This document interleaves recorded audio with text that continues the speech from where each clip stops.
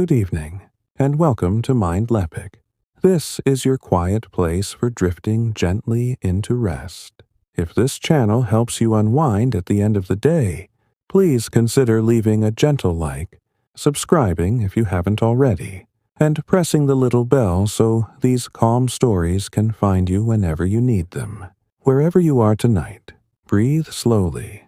Let the shoulders soften, the jaw loosen, the hands grow heavy and still.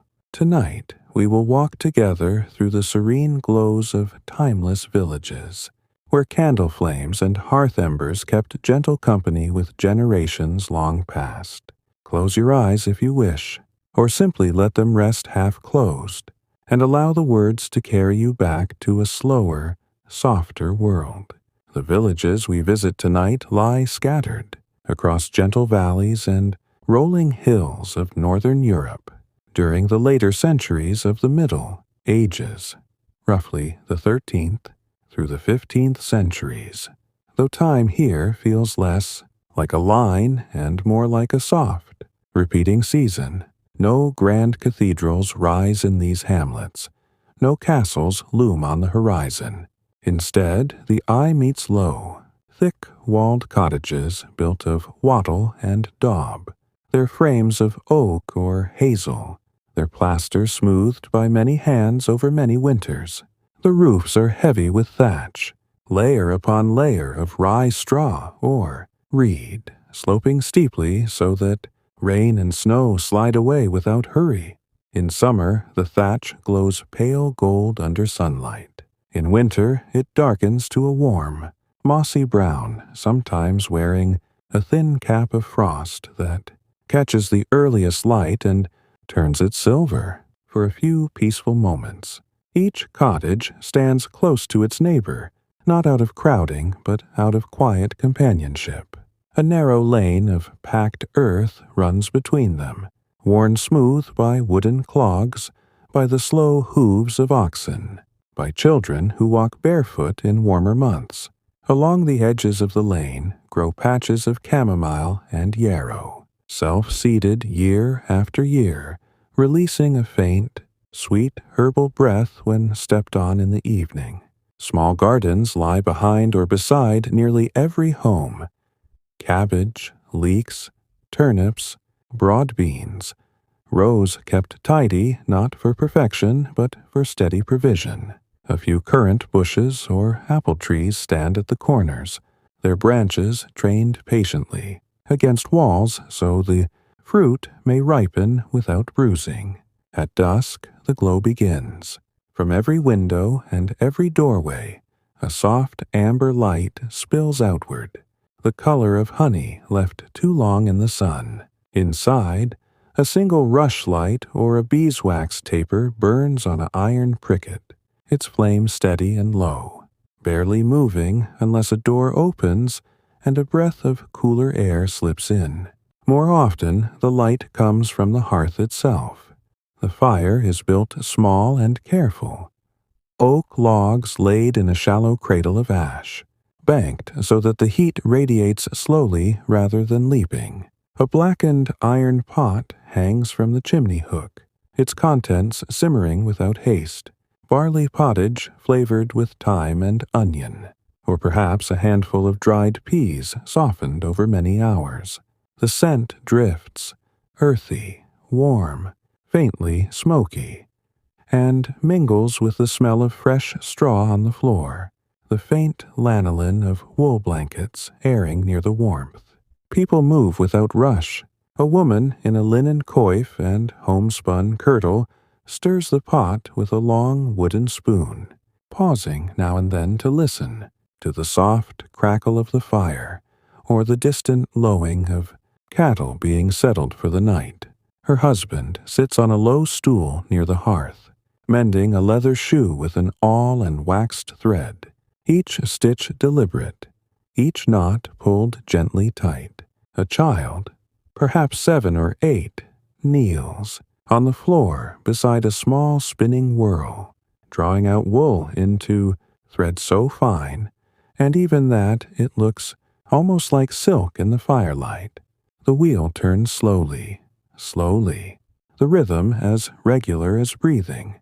Outside, the village grows quieter still. A shepherd brings the last of the sheep through a wattle gate, the animals pressing close together, their wool catching the glow from nearby windows as they pass. The gate is latched with a simple wooden peg, the sound of wood meeting. Wood is soft, final, comforting. Further along the lane, an old man carries a lantern, its horn panes yellowed with age, checking that the shared bake-oven door is properly closed, that no stray ember has escaped into the night. He pauses, lifts the lantern higher, and the light washes across the whitewashed wall of the nearest cottage, showing the faint traces of many seasons. Rain marks, lichen, the gentle wear of hands brushing past for decades. The sky above is deep and clear. Stars appear one by one, not in a sudden blaze, but as if someone were quietly lighting candles far away. No wind disturbs the thatch tonight. Only the smallest breath moves through the leaves of the apple trees, rustling them like pages turned slowly in an old book. Somewhere a dog barks once, low, untroubled, then falls silent. A barn owl floats on silent wings from the churchyard yew to the roof of the tithe barn, settling there without a sound. Inside again, the hearth fire has settled into its deepest red glow. The logs no longer snap. They simply breathe heat outward in slow, even pulses. The woman has banked the fire for the night, drawing a blanket of ash across the embers so they will still be alive come morning. She lights a small oil lamp, a shallow clay dish holding a wick of twisted linen, and carries it to the far corner where a simple bedstead waits, its mattress stuffed with clean straw and covered by heavy wool blankets dyed, the softest shades of madder, red, and woad blue. One by one, the candles and rushlights are snuffed. Each wick gives a final tiny flare. Then darkness folds around it like a gentle hand. The oil lamp burns lowest of all, its flame so small it barely trembles. The family settles. Parents on the wide bed, children on pallets near the warmth, bodies curling naturally toward the lingering heat of the hearth. Breathing slows. The world outside the walls becomes only the softest murmur, the occasional shift of a cow in its stall, the distant trickle of a stream that has run the same course for centuries, the faintest sigh of night air moving through the thatch. And here, in this quiet, repeating rhythm of light and warmth and stillness, the village rests. Nothing needs to hurry. Nothing needs to change. The glow from those small fires has held back the dark for hundreds of years, and it will hold it back again tomorrow, and the day after, and the day after that.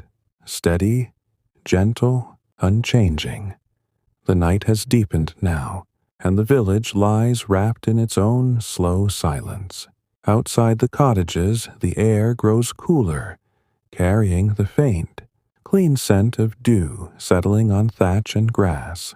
No torches flare along the lanes, only the occasional glow from a shutter left slightly ajar, a narrow ribbon of warm light that stretches across the packed earth and fades before it reaches the opposite wall.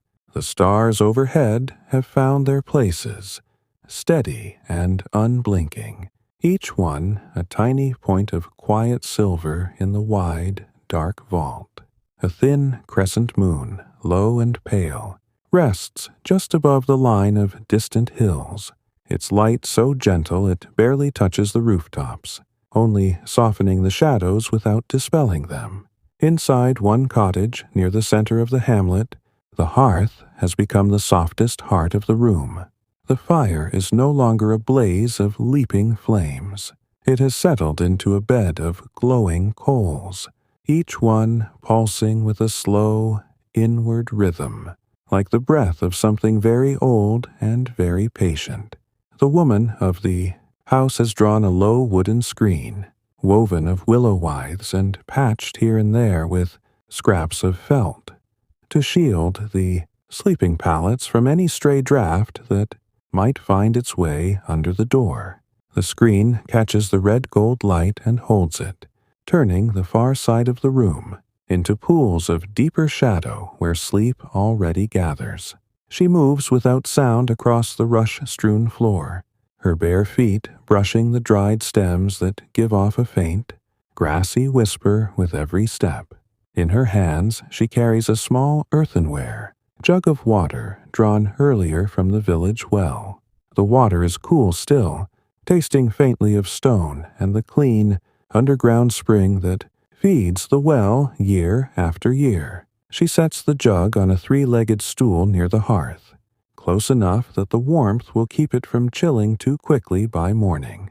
Beside it rests a wooden bowl, its inside worn satin smooth from decades of use, and a folded linen cloth, hemmed by careful fingers long ago.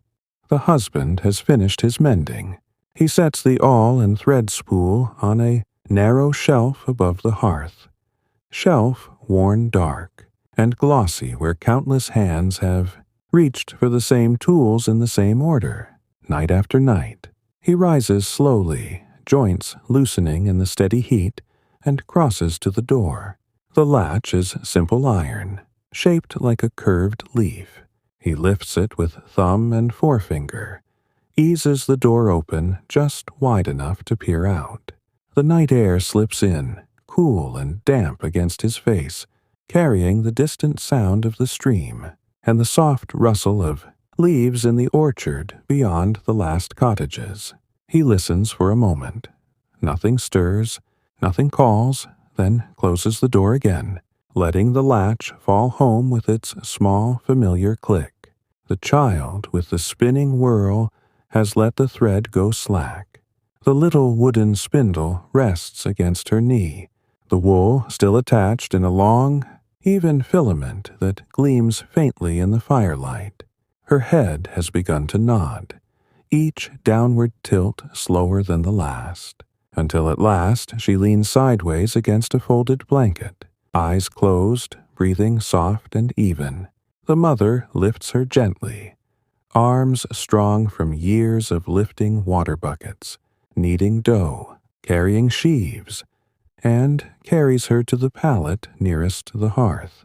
She tucks a woolen coverlet around the small form, smoothing it with slow, repeated strokes until every wrinkle is gone. Every edge lies flat and calm. The coverlet is heavy, dyed a deep walnut brown many seasons ago, its nap worn soft so that it feels almost like another layer of skin. Across the room, the father has already settled onto their shared bedstead. The frame is oak, joined without nails, held together by wooden pegs that have darkened with smoke and time. The mattress beneath him is thick straw overlaid with a thin wool pad, then covered by layered blankets, one of undyed homespun, one of faded green from madder root, one of heavier frieze for the deepest cold. He lies on his side, facing the hearth, one arm crooked under his head, the other resting across his ribs. His breathing matches the slow pulse of the coals. Long in, long out, long pause, each cycle drawing him a little deeper into stillness. The mother lingers a moment longer by the fire. She kneels, takes a short iron poker, and very gently draws the ash forward, covering the brightest embers until only a faint, rosy glow remains visible through the gray veil. The heat does not vanish. It simply changes form, radiating outward in waves so steady they can almost be felt against closed eyelids. She rises, brushes her hands together to let the fine ash fall back into the hearth, then moves to the bed. The straw mattress sighs faintly as she settles beside her husband. The blankets pulled up to her chin. She reaches across to touch his shoulder once, lightly, briefly, then lets her hand fall to rest between them. The oil lamp on its small shelf has burned down to the last thread of wick. The flame is no bigger than a barley grain now, trembling only when someone breathes too deeply nearby. Its light touches the low ceiling, beams, blackened, oak smoothed by smoke, picking out the faint grain of the wood, the tiny cracks where sap once ran. The beams are spaced close together, sturdy enough to hold the weight of the thatch above, strong enough to carry generations of quiet nights just like this one. Outside once more, the lane is empty. A single bat flits past, silent wings cutting clean arcs through the air, hunting moths that drift near the last cottage windows where light still lingers.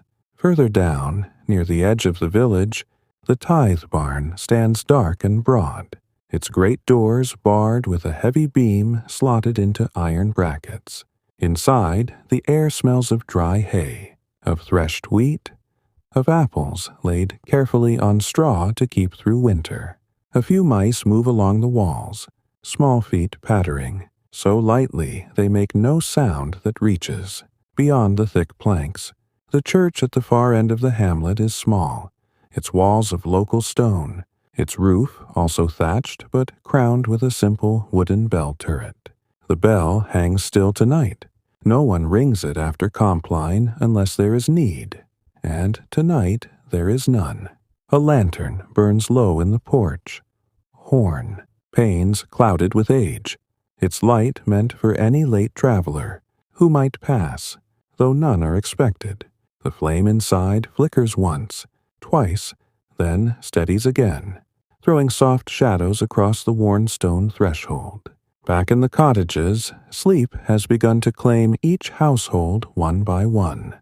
Breaths lengthen, limbs grow heavy, the small sounds of the night, the creak of settling timber, the faint shift of thatch overhead, the distant trickle of water over stones, blend together until they become only a single gentle murmur, like the sea heard from very far inland. The glow from those small, careful fires continues to hold the dark at bay. Not fiercely, not brightly, just enough. A steady, patient warmth that has been tended in these same low rooms, under these same roofs for lifetimes upon lifetimes. Nothing disturbs it. Nothing needs to. The village simply rests, wrapped in its own quiet light, waiting for the slow turn toward morning. The hours move onward without announcement, carrying the village deeper into the embrace of night. The crescent moon has slipped lower now, its thin silver curve resting almost upon the dark silhouette of the hills, as though it too is settling to rest. A light mist begins to gather in the lowest parts of the valley. Thin, pale threads of moisture rising from the stream and the damp meadows, drifting slowly between the cottages without haste, softening every outline, blurring the edges where roof meets sky, until the whole hamlet seems wrapped in the gentlest veil. The mist carries no chill that bites. It is cool and damp in the way that clean linen feels against warm skin, soothing rather than startling. Within the cottages, the hearths have reached their quietest state. The bed of coals lies under its blanket of ash, glowing with a deep, steady cherry red that needs no tending now until dawn. The heat rises in slow, invisible currents, warming the air near the ceiling first so that it holds the scent of wood smoke and dried herbs longer, letting it linger like a memory that has nowhere else to go. Occasional tiny pops sound from deep within the ash, small pockets of moisture or resin releasing their last breath. But the sound is muffled, distant, almost part of the breathing of the sleepers themselves. In one home, a grandmother rests on the widest pallet nearest the wall. She has lived in this same cottage since her own childhood, watched its timbers season, its plaster crack and be mended, its hearthstones darken from countless fires. Tonight she lies on her back, hands folded loosely across her stomach, fingers still faintly dusted with the flour she used earlier to shape the loaves left to rise under a damp cloth by the hearth. Her breathing is slow and shallow, each inhale drawing in the familiar warmth, each exhale releasing it again in perfect rhythm with the pulse of the coals. A small wooden crucifix hangs above her head on the beam. Simple, hand-carved many years ago by her father, its surface smoothed by the touch of passing glances rather than by prayer. In the low light it seems almost to breathe too, shadows shifting gently across the grain of the oak. Beside her sleeps her youngest granddaughter, no more than 4 winters old, curled on her side with knees drawn up and one small hand clutching the edge of the blanket. The child's hair spills across the pillow in soft, tangled waves, catching flecks of firelight like scattered embers. Every so often she sighs in her sleep, a tiny, contented sound, and the grandmother reaches without waking, resting one palm lightly against the child's back until the breathing steadies again. The gesture is automatic, repeated through generations in this room and in every room like it. Touch as reassurance, touch as continuity, touch as the quiet language of safety. Further along the lane, in a cottage with a slightly larger garden, a man and his wife share the bed nearest the fire. He is a cooper by trade, though tonight no barrels wait unfinished in the corner. The tools are hung neatly on pegs, the shaving horse pushed back against the wall, the air scented faintly with fresh oak and the linseed oil he uses to finish the staves. His wife has already banked their hearth as well, scattering a final handful of dried lavender stalks across the ash so that the last wisps of smoke carry the soft, herbal perfume upward. She lies facing him, one arm extended across the space between them, fingers loosely curled. Their breathing has begun to synchronize. Long, even cycles that fill the room like a second, slower tide. The blankets rise and fall together, the straw beneath them whispering faintly with each shared shift. Outside, the mist has thickened just enough to muffle sound. The trickle of the stream becomes a distant murmur, almost dreamlike. A fox moves along the edge of the common meadow, silent paws on wet grass, pausing now and then to lift its head, ears turning, then continuing without hurry toward the cover of the copse beyond. No chickens stir in their roosts. The doors of the hen coops are latched with twisted willow ties, secure against the night.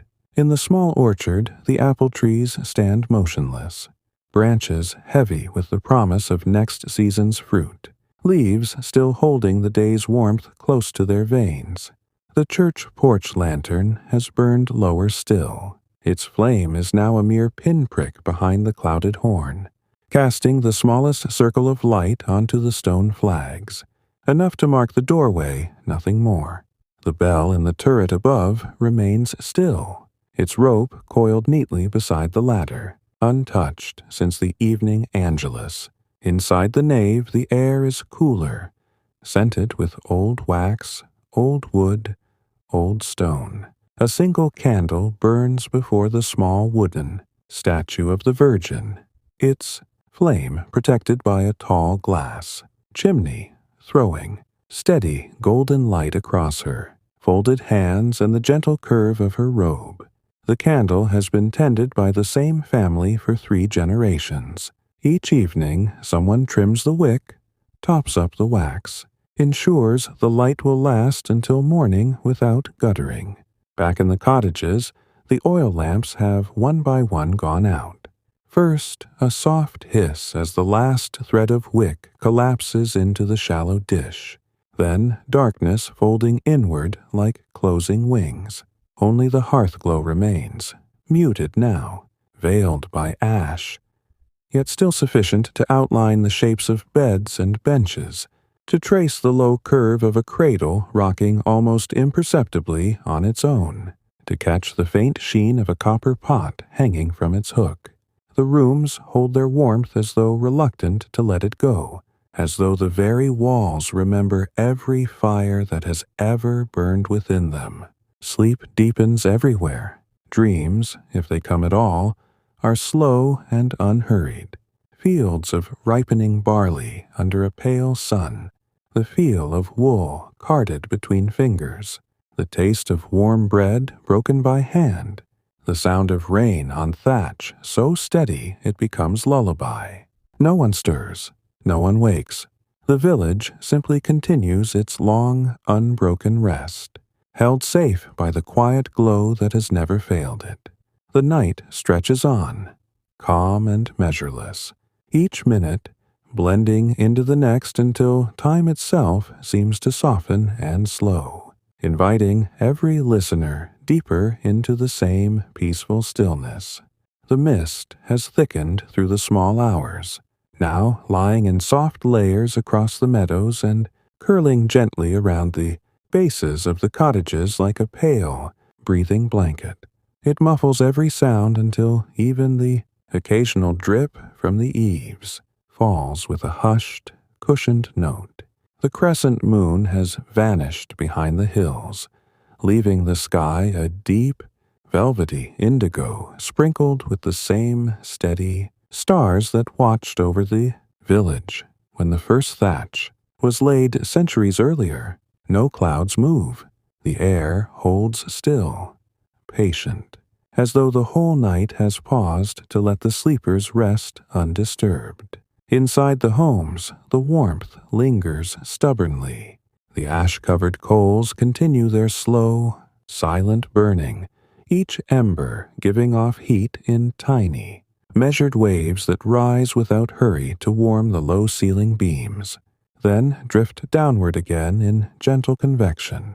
The scent of wood smoke has softened now, blending with the faint sweetness of dried apples stored in the rafters and the clean, grassy smell of the fresh straw scattered on the floor earlier that evening.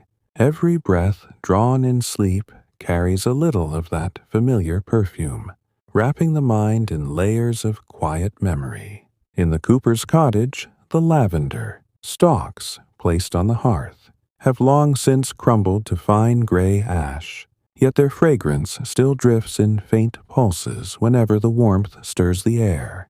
The cooper lies on his back now, one arm flung loosely above his head, fingers open and relaxed. His chest rises and falls in long, even cycles.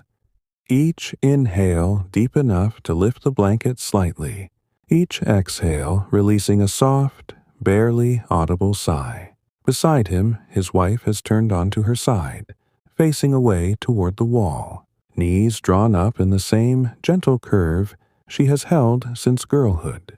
The space between them is warm, filled with shared heat and the slow rhythm of two bodies resting in perfect, unthinking harmony. A small wooden chest stands at the foot of the bed, its lid closed, holding folded linens and the one good wool cloak they share for market. Days.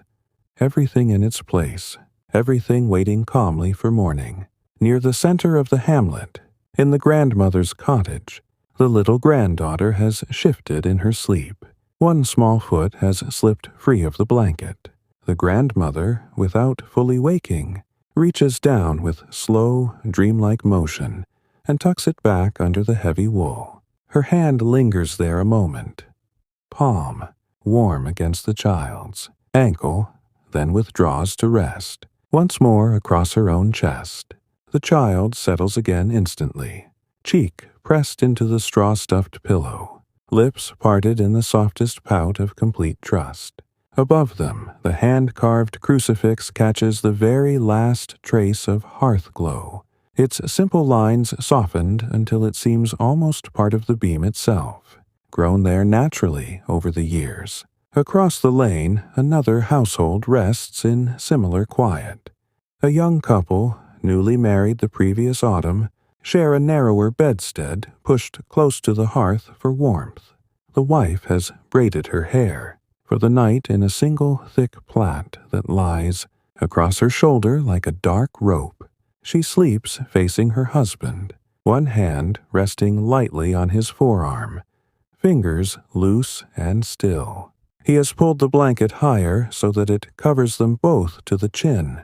The wool is new this year, tightly woven, its surface still carrying the faint lanolin scent of the sheep it came from. Their breathing has matched almost from the first night they shared this bed. Slow inhalations that lift their shoulders together, long exhalations that let the room grow even quieter. The village well stands silent at the end of the lane, its stone rim damp with mist, the wooden bucket hanging motionless from its rope. A thin film of dew has gathered on the rope's fibers, turning them silver in the starlight. No one draws water at this hour. The well simply waits, its depths cool and unchanging, holding the same clear water that has quenched thirst here since the first families raised their walls.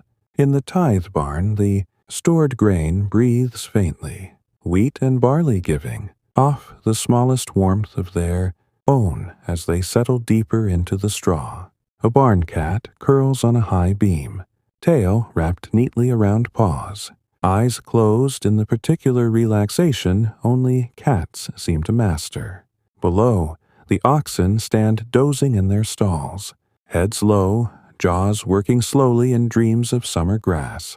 The air inside is thick, with the smell of hay and manure and oiled, leather, comforting, animal, utterly without urgency. The church remains the stillest place of all. The single candle before the Virgin has burned to a short stub, its flame now so low it barely moves. Wax has pooled around the wick in a gentle dome, holding the light steady, letting it glow without flicker. The glass chimney is faintly smoked at the top, but clean enough that the golden circle reaches across the flagstones to touch the base of the wooden statue. Her painted eyes look downward, with the same calm acceptance they have held for generations, untroubled by the dark, unhurried by the passing hours. Back in the cottages, the last oil lamps have long since gone out. Darkness has settled completely in the corners, yet it is not an empty dark. It is filled with the presence of warmth, with the soft outlines of familiar shapes, with the knowledge that dawn will come in its own time, and the embers will be stirred, awake once more. No one fears the night here. It is only another layer of the same gentle rhythm that has carried the village forward, season after season. Sleep holds everyone now in its deepest fold. Limbs grow heavier still. Thoughts, if any remain, drift like the mist outside, slow and formless, dissolving into nothing. The hearths breathe their last quiet pulses of heat. The thatch overhead sighs faintly as the night air brushes across it. The stream continues its soft, unending murmur. Everything continues without need of words, without need of motion, simply being, simply resting, simply waiting in serene, unbroken peace. The night has reached its fullest depth now, that hour when even the stars seem to hold their breath a little longer between twinkles.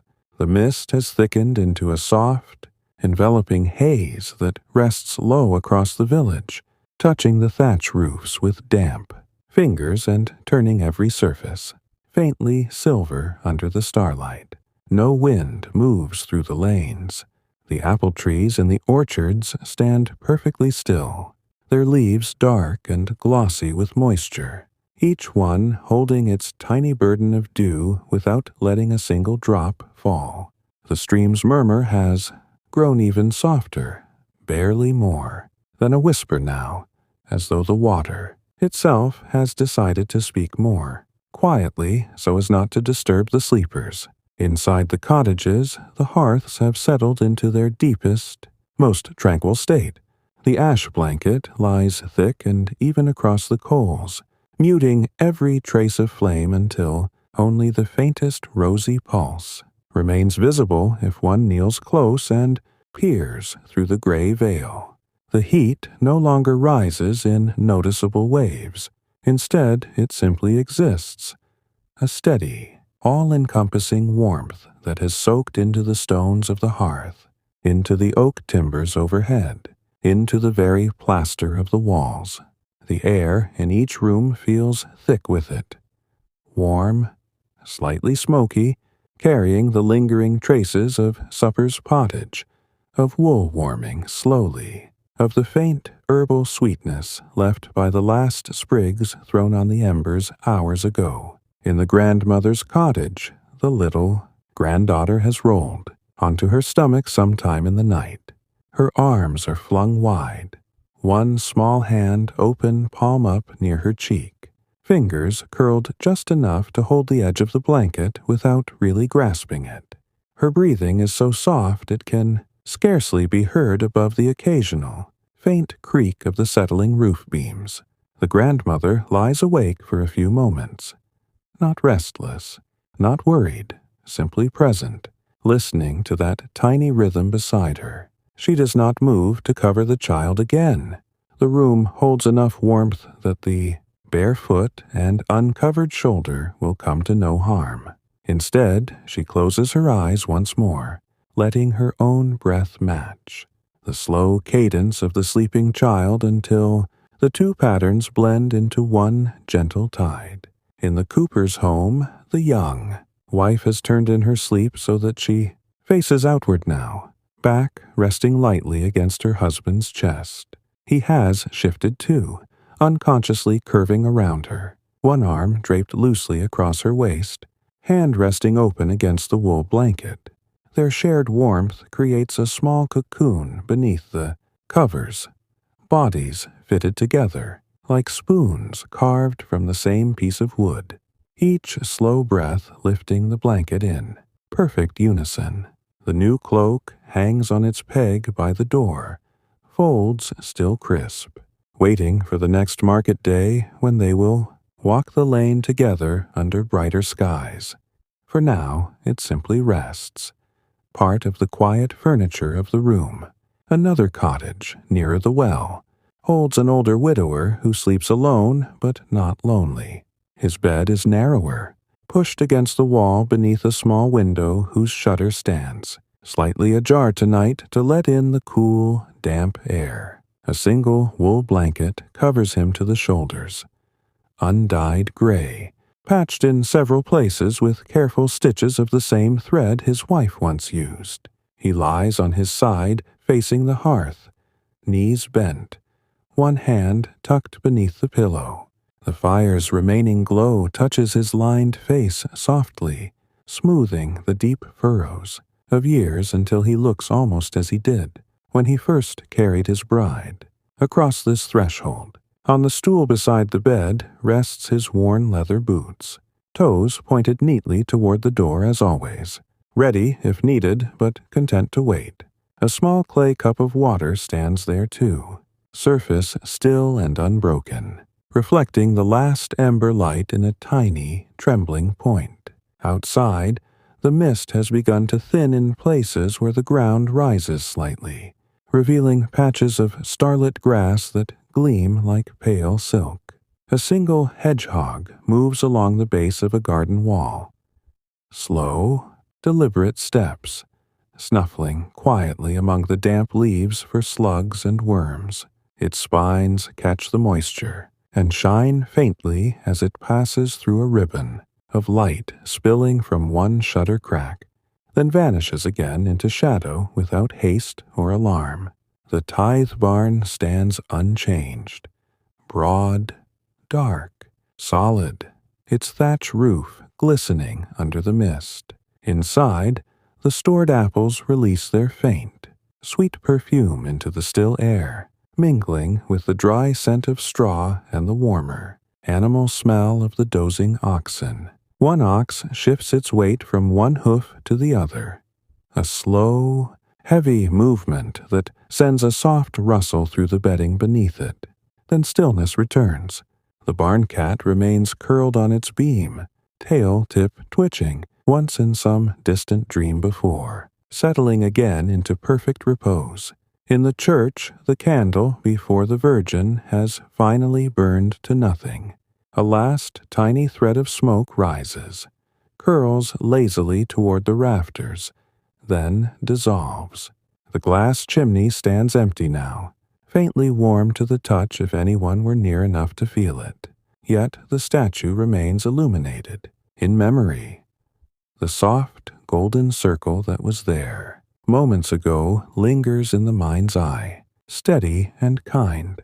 The stone flags underfoot hold the day's warmth still. The air inside carries the scent of old incense and wax, calm and unchanging.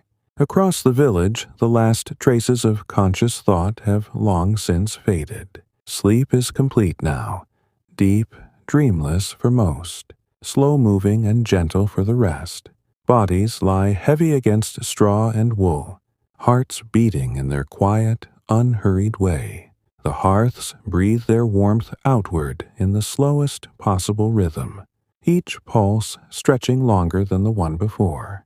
The mist outside settles lower still, wrapping the cottages more closely, holding everything in soft, protective quiet. Nothing moves quickly. Nothing needs to arrive or depart. The night simply continues, long, peaceful, enveloping, inviting every listener to sink deeper, to let go a little more, to rest in the same serene glow that has cradled this village through countless similar nights. The deepest part of the night has arrived, when even the owls have folded their wings and settled into the hollows of the old yew trees beyond the churchyard. The mist now lies so thick in the low places that the cottages appear to float slightly above it, their thatch roofs the only solid shapes rising into the clearer air where stars still burn with quiet constancy. Dew has gathered heavily on every surface, on the thatch strands, on the leaves of the currant bushes, on the wooden gate latches, each droplet holding a perfect, miniature reflection of the night sky, until the first hint of light will cause them to vanish one by one.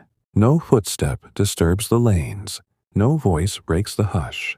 The village rests as completely as stone rests in the earth. Within every home, the hearth has become little more than memory and warmth now. The ash covering lies undisturbed, a soft, gray mantle drawn evenly across what were once glowing coals. Beneath it, the heat persists, deep, slow, almost imperceptible, radiating outward in waves, so gentle they seem to match the slow swell of breath in sleep. The stones that form the hearth have drunk this warmth for so many winters that they feel almost alive with it, smooth and dark and faintly comforting to the touch if anyone were to place a palm there in the small hours.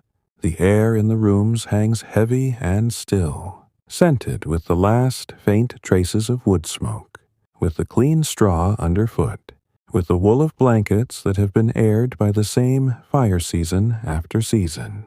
In the widower's cottage, the narrow window stands open a hand's breadth, letting the cool, moist air drift inward across the foot of the bed. He has not stirred. His breathing remains long and even, each exhale carrying the softest sigh as though the night itself were breathing through him. The blanket has slipped slightly from one shoulder during some earlier turning, but the room's retained warmth keeps him comfortable, skin still flushed faintly from the hearth's long presence. On the small table beside him, the clay cup of water reflects nothing now, no ember light reaches that far, but the surface lies perfectly still, a dark mirror holding only silence. Further along, in the young couple's home, the wife has drawn her braid over one shoulder in sleep, the thick plait resting against her chest like a calm serpent coiled for rest. Her husband's arm remains draped across her waist, fingers relaxed and open, palm warm against the wool. They lie so close that their shared blanket rises and falls as one unbroken surface, the straw mattress beneath, them giving the faintest creak only when a deeper breath moves through them both. The cooper's tools hang motionless on their pegs. The shaving horse stands in its corner like a patient animal. The new cloak waits on its hook, folds undisturbed, carrying the faint scent of the fuller's soap used to clean it last. In the grandmother's cottage, the little granddaughter has curled tighter now, knees drawn almost to chin, small hands tucked between thighs for warmth, even though the room holds no chill.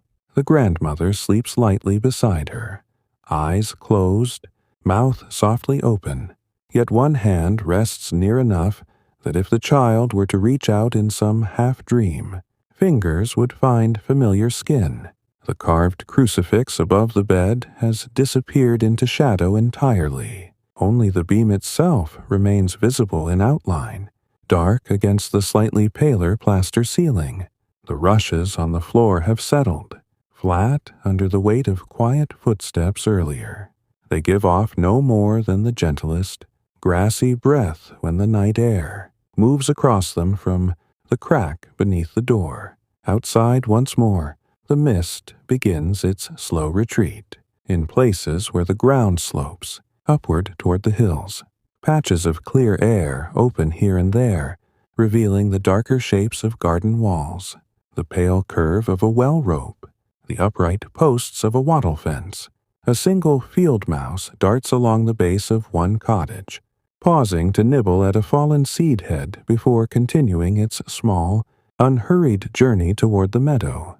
The hedgehog has returned to its nest beneath a pile of brushwood at the orchard edge, curling into a tight ball, spines outward, breathing slowed to match the night's own tempo. The tithe barn holds its treasures in perfect quiet.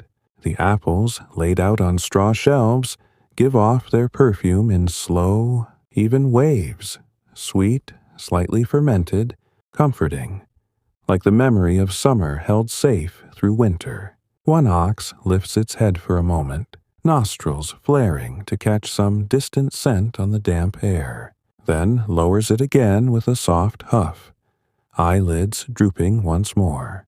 The barn cat stretches along its beam, slow extension of limbs, slow arch of back, then settles deeper into itself, paws tucked beneath chest, tail wrapped close. In the church, the space before the Virgin stands empty of flame now. The glass chimney has cooled completely. A thin skin of soot darkens its inner curve where the wick once burned. Yet the statue herself seems no dimmer for the loss of light. Her carved face holds the same gentle expression, hands folded, robe falling in simple, timeless folds. The stone floor retains a trace of warmth from the day's sun and the candles long burning. The air inside remains still, scented faintly with wax and old wood, and the clean cold stone beneath. Across the village, sleep has become so deep that even the smallest movements have ceased. No one turns, no one sighs. Breaths lengthen further still. Inhale, stretching slow and full. Pause lingering without hurry. Exhale, drifting out like mist over water. The hearths give no sound, no flicker. They simply hold their warmth like a promise kept without words. The thatch overhead settles imperceptibly, straw shifting by fractions as the night's moisture settles deeper into the fibers. The stream murmurs on, softer than memory now, a sound so familiar it has become part of the silence itself. Everything rests without effort, without thought. The glow, faint now, almost hidden, continues its patient work beneath the ash, keeping the dark at arm's length, keeping the cold from crossing the threshold. The village lies cradled in this long, unbroken night, safe in its own slow rhythm. inviting every listening heart to follow deeper into the same calm, the same warmth, the same gentle, unchanging peace. The night holds its breath in perfect stillness now, as though the entire world outside the village has paused to listen to the quiet breathing within its walls. The mist has begun its slow, almost imperceptible withdrawal, thinning first along the higher ground near the church and the orchard, leaving behind only the faintest sheen of dew that catches starlight in tiny, scattered points. The stars themselves seem lower tonight, closer, each one a small, steady lantern hung in the vast dark ceiling above the thatch roofs. No sound rises from the lanes, no creak of gate, no rustle of leaf, no distant bark, only the softest possible murmur of the stream, so faint it might be mistaken for the pulse of one's own heartbeat if the ears were not already surrendered to sleep. Inside the cottages, the warmth has become something deeper than temperature. It is a presence, a quiet companion that fills every corner without effort or notice. The hearths lie silent under their thick ash blankets, the last traces of red glow hidden completely now. Yet the heat continues to radiate outward in the slowest, most patient waves imaginable, warming the stones first, then the floor rushes, then the air itself until the whole room feels wrapped in an invisible, woolen embrace. The scent of the night fire lingers longest near the ceiling beams. Faint oak, smoke, faint herb, faint memory of bread-baked hours, earlier, settling into the wood like ink into parchment, ready to greet the sleepers again when morning stirs them. In the young couple's cottage, the wife has shifted once more in the deepest fold of sleep, turning fully onto her back so that her braid lies spread across the pillow like dark water over pale sand. Her husband remains curled behind her, arm still resting across her middle, hand palm down now, fingers spread wide and still. Their breathing has reached its slowest possible rhythm, each inhale so gradual, it seems, to draw the warmth of the room inward. Each exhale so soft it barely stirs the air between them. The blanket rises once, falls once, rises again, in perfect unhurried measure. The new cloak on its peg catches no light at all now. It simply exists in the darkness, patient, folded, part of the unchanging furniture of their shared life. In the grandmother's home, the little granddaughter lies completely still at last, small chest lifting and falling in tiny, even motions that match the grandmother's own slower breaths beside her. The grandmother has turned onto her side, facing the child, one arm bent beneath her head, the other extended so that her open hand rests inches from the small shoulder. Even in sleep, the gesture remains, one of quiet guardianship, of presence without demand. The rushes beneath them have flattened completely now, giving off only the gentlest grassy whisper when the faintest draft finds its way beneath the door. The carved crucifix above has vanished entirely into shadow. The beam it hangs from seems part of the night itself, solid and timeless. The widower, in his narrower bed, has drawn the blanket higher without waking, tucking it beneath his chin so that only his face remains exposed to the cool air drifting through the open shutter. His breathing is deep and regular, each cycle stretching longer than the last until the pauses between breaths feel almost endless, peaceful voids filled only with the room's own quiet warmth. The clay cup beside him holds its water motionless, surface unbroken, reflecting nothing. The boots wait on the floor, toes aligned, leather softened by years of wear and polish, and the same hearth fire that warms them still. Outside, the hedgehog has long since returned to its nest, curled tight beneath the brushwood pile, spines glistening faintly with dew. The field mouse has disappeared into its burrow beneath the garden wall, small paws tucked close, whiskers still. In the orchard, the apple trees stand motionless, branches heavy, leaves dark and wet, holding their silence as carefully as they hold their fruit. The well rope hangs limp and silvered, bucket resting against the stone rim, water below undisturbed for hours. The tithe barn remains the same broad, dark shape against the thinning mist. Inside, the oxen doze without stirring, massive heads lowered, breath warm against their own forelegs. The stored grain settles deeper into the straw with faint, occasional rustles, grains shifting by fractions of an inch, releasing the smallest puff of dust that drifts upward and settles again without haste. The barn cat sleeps on, limbs extended now along the beam, belly soft against the wood, tail hanging limp and still. In the church, the empty candle holder stands silent before the Virgin. The glass chimney has cooled to the temperature of the surrounding stone. No trace of warmth remains except in memory. The statue herself rests unchanged, hands folded, gaze downward, robe carved in simple, flowing lines that seem to breathe in the absolute stillness of the nave. The air inside carries only the faintest echo of wax and old incense, cool now, calm, waiting for the first light of morning to touch the eastern window and begin the slow return of day. Across every cottage, sleep has become absolute. No limb twitches, no eyelid flutters. Breaths continue in their long, slow cycles. Inhale, long pause, exhale, longer pause, each one carrying the listener deeper into the same shared quiet. The hearths hold their hidden warmth like secrets kept faithfully through the night.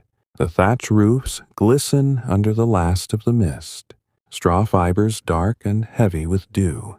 The stream whispers on, softer than ever, a sound that has become less a sound and more a feeling. Steady, gentle, eternal. Nothing hurries toward dawn. Nothing pulls away from the dark. The village simply continues its rest. Deep, enveloping, complete. Wrapped in the same serene glow that has always been there beneath the ash, beneath the blankets, beneath the very roof of night itself. Let every thought dissolve now. Let every breath lengthen further. Let the warmth hold you exactly as it holds this timeless place. Safe, still, sleeping. The night has grown so quiet now that silence itself seems to have weight, settling gently over the village like another layer of soft wool. The last wisps of mist have drifted away toward the lower meadows, leaving the air clear and cool, carrying only the clean scent of wet thatch and damp earth. The stars burn with a sharper clarity overhead, each point of light steady and untroubled, as though they have been watching. The same hamlet through every long winter night for centuries, without once growing weary. No leaf stirs on the apple trees. No droplet falls from the eaves. The stream's voice has faded to the barest suggestion. A faint, liquid sigh heard more in the body than in the ears. Inside the cottages, the warmth has become something almost tangible, a slow, living presence that fills the spaces between beams and blankets without ever needing to move or speak. The hearths lie completely still beneath their ash coverings. No visible glow remains. No faint crackle disturbs the dark. Yet the heat continues its patient work, seeping outward from the deepest core of the coals, warming the stones until they feel like extensions of the earth itself, solid and kind. The air in each room hangs motionless, thick with the accumulated scents of the night, faint wood smoke that has settled into every fiber. the sweet residue of dried lavender crumbled hours ago, the clean lanolin rising slowly from wool blankets warmed by body heat, the grassy undertone of fresh rushes trodden flat and still. In the young couple's cottage, the wife lies on her back once more, arms relaxed at her sides, palms turned upward in complete surrender. Her braid has loosened slightly in sleep. A few strands have escaped to lie across her forehead and cheek, dark against pale skin.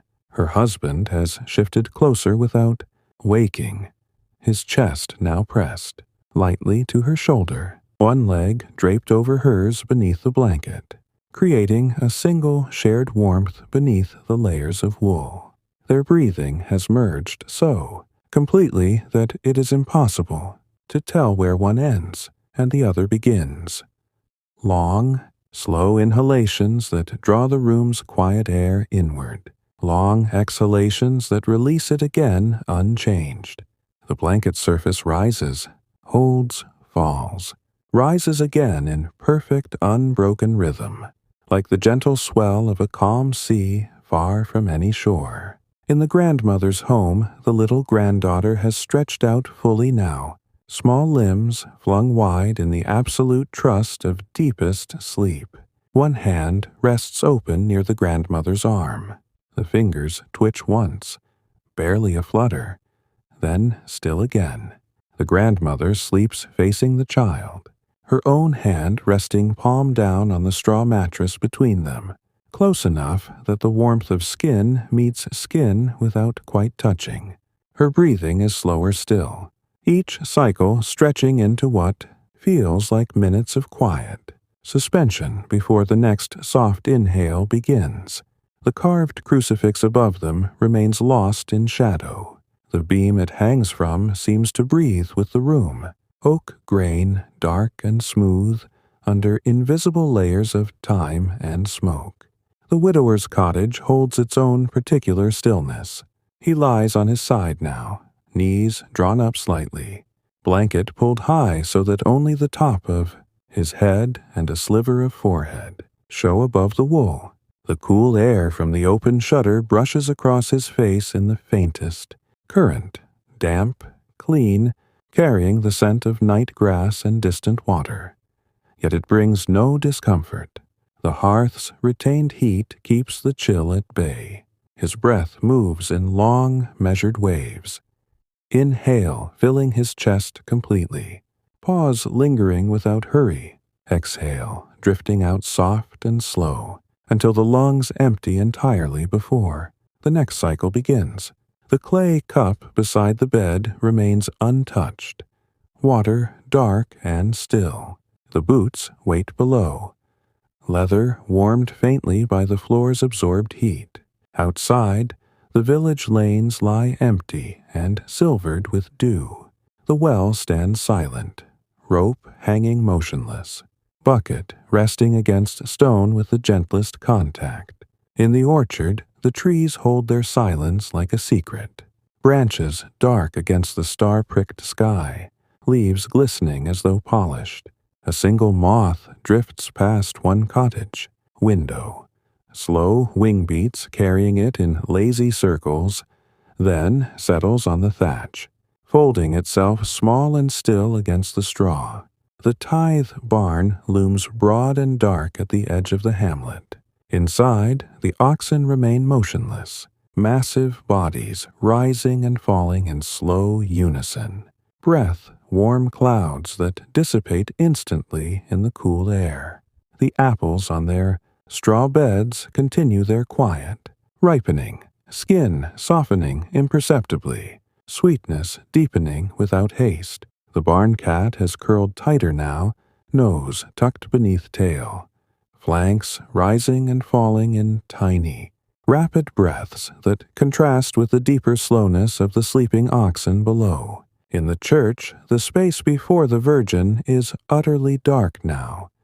No candle, no lantern, only the faint starlight filtering through the narrow eastern window in thin, pale threads. The glass chimney stands cold and empty, The statue's carved hands remain folded in the same gentle pose, untouched by shadow or light. The stone flags underfoot hold the last, traces of day's warmth deep within their grain. The air inside is cool, still, scented only with ancient wax and stone, and the quiet that has gathered. Here for generations, sleep across the village has reached its most profound depth. No dreams rise to trouble the surface. No sudden breath or shift disturbs the blankets. Bodies lie heavy, surrendered. Limbs loose and warm beneath wool and straw. Hearts beat in their own slow, steady time, each thump stretching into silence before the next arrives without hurry.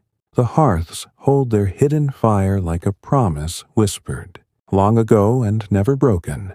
The thatch roofs glisten under starlight, straw heavy with dew, every strand at rest.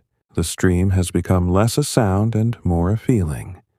Gentle, endless, folding into the quiet until it is part of the breathing itself. Let everything soften now. Let every edge blur. Let the warmth wrap closer without ever moving. The night continues its long, peaceful watch, unchanging, unhurried, holding this timeless village exactly as it holds every listener in the same deep, safe, enveloping rest. The night stretches onward in its quietest, most complete form now, when every small sound has long since faded into the greater. Silence and even the stars seem to dim their light just enough to let the darkness feel softer, deeper, more welcoming. The dew on the thatch roofs has thickened into tiny beads that cling without falling, each one holding the faintest sparkle from the high, clear sky above. The air outside has grown cooler still, yet it carries no sharpness, only a gentle freshness that drifts slowly past shutter cracks and under door sills, mingling with the stored warmth inside without ever disturbing it. The lanes remain untouched, the packed earth smooth and damp, reflecting nothing but the vast, peaceful vault overhead. Inside every cottage the hearths have entered their final, most tranquil phase. No ember shows even the smallest trace of color beneath the ash. The blanket of gray lies thick and even, sealing the heat below like a drawn curtain drawn across a window at bedtime. Yet the warmth persists, slow, steady, almost invisible, rising in the gentlest possible currents to warm the lowest beams first, then the rushes on the floor, then the very air that fills the lungs of every sleeper. The rooms feel cocooned now, wrapped in layers of retained heat and familiar scent. The faint, lingering trace of oak smoke that has seasoned the walls for decades, the clean sweetness of straw that has been changed fresh each autumn, the soft, oily perfume of wool warmed slowly through the hours, the distant memory of herbs once tossed onto dying flames. In the young couple's home, the wife sleeps with her face turned slightly toward the hearth, even though no visible light remains there. Her lips are parted just enough for each slow breath to pass without sound. Her eyelids rest smooth and still, lashes dark against pale skin. Her husband lies behind her, body curved protectively without tension, chest to her back, arm draped across her waist, hand resting open against the blanket over her stomach. Their shared rhythm has become something almost imperceptible. Breaths, so long and so perfectly matched that the blanket barely moves. With each cycle, inhale, long stillness, exhale, longer stillness, the pauses stretching until they feel like the true measure of time in this quiet place. The cloak on its peg has become part of the shadow. The tools on their hooks wait without impatience. Everything in the room simply exists, held in the same gentle suspension. In the grandmother's cottage, the little granddaughter lies completely, open now, arms flung wide, legs straight, small chest rising and falling in tiny, even swells that seem almost too delicate to notice. The grandmother rests on her side facing the child, one hand extended across the mattress, so that her fingertips rest lightly against the edge of the child's blanket. Close, enough for reassurance, far enough to allow undisturbed sleep. Her own breathing has slowed to match the room's deeper pace. Each inhale, drawing in the warmth that has soaked into every surface. Each exhale, releasing it again in perfect calm. The rushes beneath them lie flat and silent. The carved crucifix above has long since merged with the beam's shadow. The low ceiling seems to lower itself protectively over the two sleepers, oak beams dark and comforting. The widower's narrower bed holds him in the same quiet curl he assumed hours ago. The blanket covers him to the ears now, tucked beneath his chin by some half-conscious motion earlier in the night. Only his forehead and the crown of his head remain visible above the wool, skin still faintly flushed from the room's enveloping heat.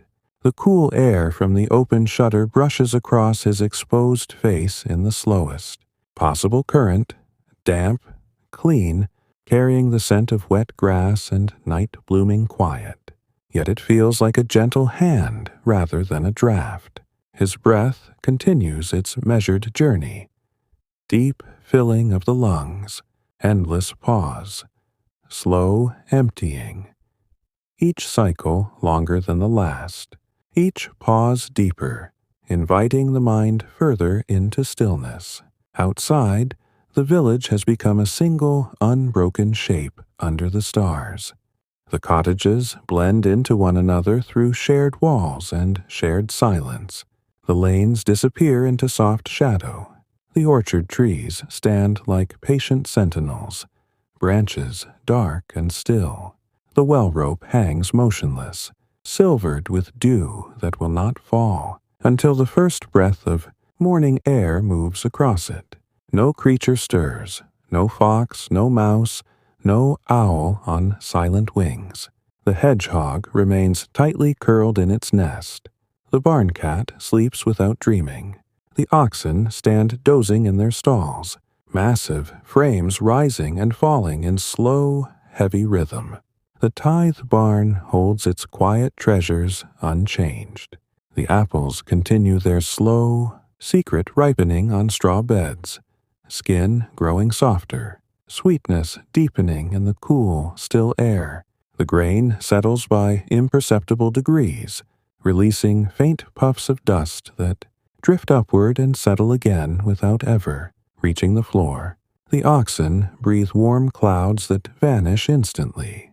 Their eyelids remain heavy, lashes still. In the church, the darkness is absolute now. No lingering trace of candlelight, no starbeam strong enough to reach the floor. The Virgin stands in her carved stillness, hands folded, robe falling in simple lines that seem to absorb the quiet rather than reflect it. The glass chimney before her is cold stone. The air inside the nave carries only the scent of ancient wax long cooled and stone that has held the same temperature through countless nights. The narrow windows remain dark.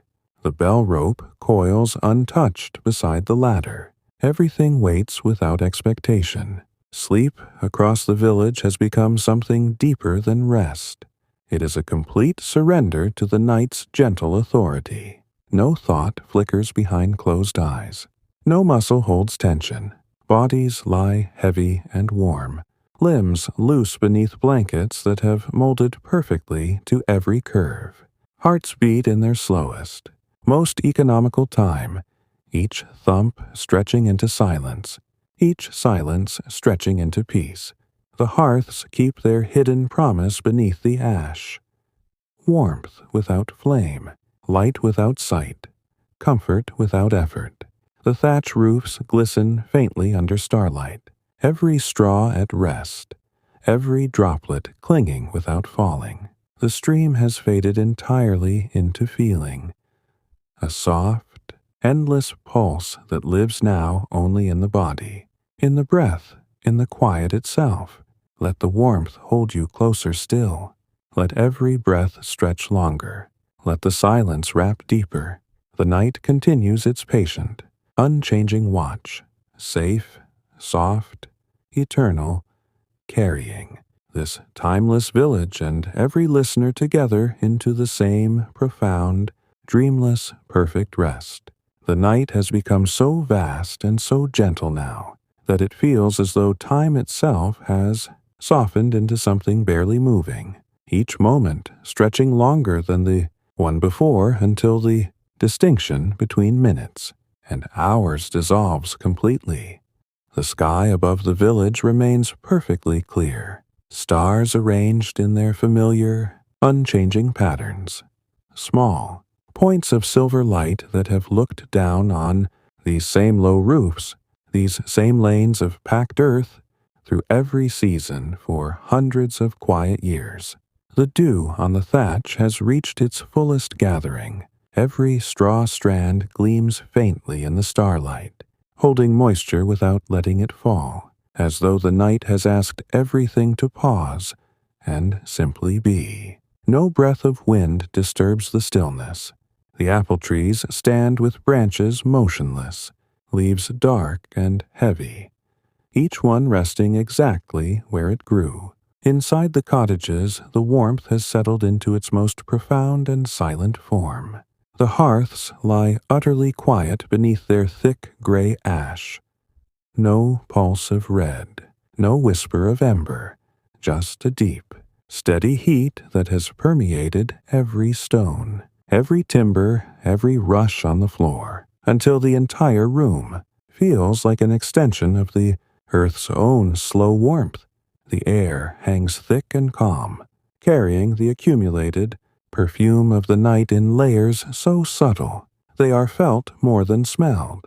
The faint, sweet residue of oak smoke that has seasoned the walls since the timbers were green, the clean, grassy breath of straw trodden smooth, the soft lanolin rising from wool blankets that have held body heat through countless similar nights, the distant echo of dried thyme once stirred into pottage hours earlier. In the young couple's cottage, the wife lies flat on her back, arms relaxed along her sides, palms open toward the low ceiling, as though receiving the room's quiet blessing. Her face is turned slightly upward, lips parted in the smallest possible way, each breath so slow and so soft that the blanket over her chest hardly stirs. Her husband remains curled behind her, chest pressed to her back, arm draped across her middle, hand resting open and still against the wool. Bodies fitted together so naturally that they seem carved from the same piece of warm wood. Their breathing has reached a rhythm, so deep and so matched that it feels like a single, shared breath, inhale stretching impossibly long, pause hanging weightless and peaceful, exhale drifting out without, hurry until the lungs rest empty for what feels like forever before the next gentle filling begins. The blanket lies smooth and unmoving across them both. The cloak on its peg has become invisible shadow. The tools wait in their places without need of attention. In the grandmother's home, the little granddaughter sleeps in perfect openness. Small body stretched straight, arms flung wide, one leg bent slightly at the knee, face turned toward the hearth, even though no light remains there. Her breathing is the lightest of all. Tiny, even swells of the chest that rise and fall like the gentlest possible tide. The grandmother lies on her side facing the child, hand resting near enough that the warmth of her palm radiates across the narrow space between them without touching. Her own breath has slowed to the room's deepest pace, each inhale drawing the stored heat inward, each exhale releasing it again in calm, measureless cycles. The rushes beneath the pallets have long since ceased to whisper. The carved crucifix above blends completely into the beam's shadow. The low ceiling seems to curve downward protectively, holding the two sleepers in its quiet embrace. The widower rests curled on his side, blanket drawn high, so that only his eyes and forehead remain uncovered. The cool air from the open shutter brushes across his face in the slowest, softest current, damp with the night's dew, scented faintly with wet grass and distant water. Yet it feels comforting rather than cold, a gentle contrast to the enveloping warmth of the room. His breathing continues its long, deliberate journey. Deep filling that expands the chest fully. Endless pause that suspends everything. Slow emptying that lets the lungs rest completely before the next unhurried inhale. The clay cup beside the bed holds its water dark and motionless. The boots below remain aligned, leather softened by years and by the floor's absorbed heat. Outside the cottages, the village has become one single, breathing shape beneath the stars. The lanes have disappeared into soft darkness. The well stands silent, rope silvered and still. The orchard trees hold their leaves without tremor. No small creature moves, no hedgehog unrolling, no mouse scurrying, no bat cutting silent arcs through the air. Everything has surrendered to the same profound quiet. The tithe barn remains broad and dark, its thatch glistening faintly. Inside, the oxen stand dozing without shift. Massive frames rising and falling in slow, heavy cycles, breath warm and steady. The apples on their straw beds continue their patient, ripening, skin yielding imperceptibly, sweetness gathering in silence. The barn cat lies stretched along its beam, completely relaxed, paws tucked, tail limp, breathing so shallow it is almost invisible. In the church, the darkness is total and calm. No remnant of candle glow lingers. The glass chimney stands cold. The Virgin rests in her carved stillness, hands folded, gaze gentle and downward, robe falling in timeless lines. The stone flags hold the last faint memory of warmth deep within. The air carries nothing but the scent of old wax long, extinguished and stone that has known only quiet. Sleep has become absolute across the village. No flicker of dream, no twitch of limb, no sigh to break the surface. Bodies lie heavy and warm, surrendered entirely beneath blankets that have molded to every curve and hollow. Hearts beat in their slowest possible time, each pulse stretching into silence, each silence stretching into peace without end. The hearths keep their hidden warmth like a vow kept in darkness. Steady, wordless, eternal. The sky above the village remains perfectly clear, stars arranged in their familiar, unchanging patterns. Small, points of silver light that have looked down on these same low roofs, these same lanes of packed earth, through every season for hundreds of quiet years. The dew on the thatch has reached its fullest gathering.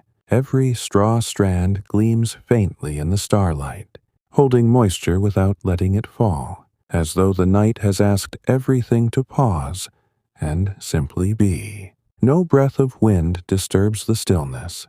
The apple trees stand with branches motionless, leaves dark and heavy, each one resting exactly where it grew. Inside the cottages, the warmth has settled into its most profound and silent form. The hearths lie utterly quiet beneath their thick gray ash. No pulse of red, no whisper of ember, just a deep, steady heat that has permeated every stone, every timber, every rush on the floor. until the entire room feels like an extension of the Earth's own slow warmth. The air hangs thick and calm, carrying the accumulated perfume of the night in layers so subtle they are felt more than smelled. The faint, sweet residue of oak smoke that has seasoned the walls since the timbers were green, the clean, grassy breath of straw trodden smooth, the soft lanolin rising from wool blankets that have held body heat through countless similar nights, the distant echo of dried thyme once stirred into pottage hours earlier. In the young couple's cottage, the wife lies flat on her back, arms relaxed along her sides, palms open toward the low ceiling as though receiving the room's quiet blessing. Her face is turned slightly upward, lips parted in the smallest possible way, each breath so slow and so soft that the blanket over her chest hardly stirs.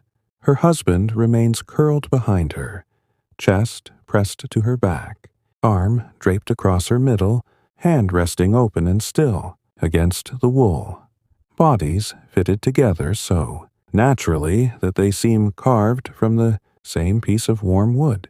Their breathing has reached a rhythm, so deep and so matched that it feels like a single, shared breath, inhale stretching impossibly long, pause hanging weightless and peaceful, exhale drifting out without, hurry until the lungs rest empty for what feels like forever before the next gentle filling begins.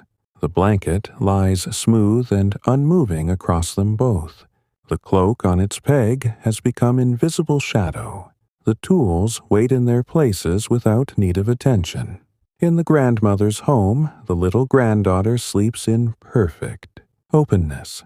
Small body stretched straight, arms flung wide, one leg bent slightly at the knee, face turned toward the hearth, even though no light remains there.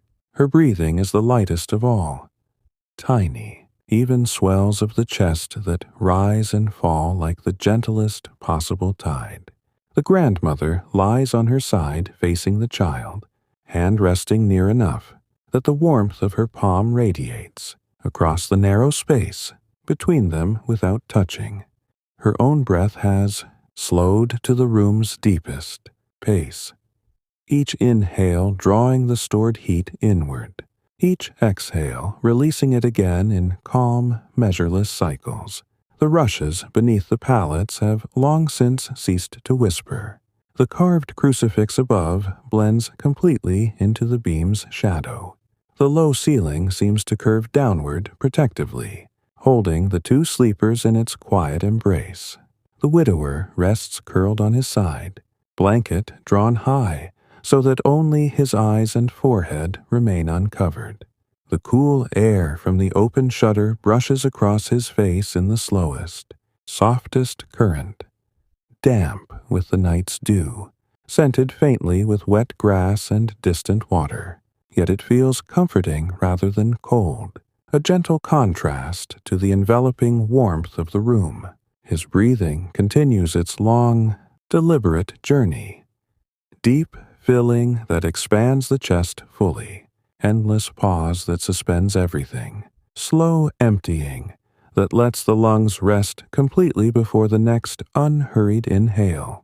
The clay cup beside the bed holds its water dark and motionless. The boots below remain aligned, leather softened by years and by the floor's absorbed heat. Outside the cottages, the village has become one single, breathing shape beneath the stars. The lanes have disappeared into soft darkness. The well stands silent, rope silvered and still. The orchard trees hold their leaves without tremor. No small creature moves, no hedgehog unrolling, no mouse scurrying, no bat cutting silent arcs through the air. Everything has surrendered to the same profound quiet.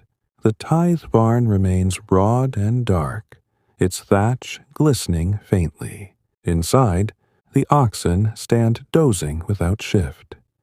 Massive frames rising and falling in slow, heavy cycles, breath warm and steady. The apples on their straw beds continue their patient, ripening, skin yielding imperceptibly, sweetness gathering in silence. The barn cat lies stretched along its beam, completely relaxed, paws tucked, tail limp, breathing so shallow it is almost invisible. In the church, the darkness is total and calm. No remnant of candle glow lingers. The glass chimney stands cold. The Virgin rests in her carved stillness. Hands folded, gaze gentle and downward, robe falling in timeless lines. The stone flags hold the last faint memory of warmth deep within. The air carries nothing but the scent of old wax long, extinguished in stone that has known only quiet. Sleep has become absolute across the village.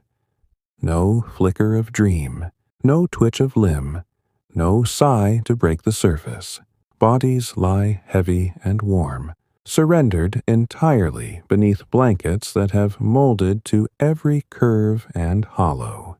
Hearts beat in their slowest possible time, each pulse stretching into silence, each silence stretching into peace without end. The hearths keep their hidden warmth like a vow kept in darkness. Steady, wordless, eternal. The thatch roofs shine softly under starlight, every strand heavy with dew, every droplet clinging without falling. The stream has become only a feeling now, a soft, endless pulse that lives in the quiet itself, in the breath, in the stillness. Let every thought fade completely. Let every breath lengthen until it scarcely seems to move. Let the warmth hold you exactly as it holds this place. Safe, deep, unchanging, drifting further into the same gentle, endless rest.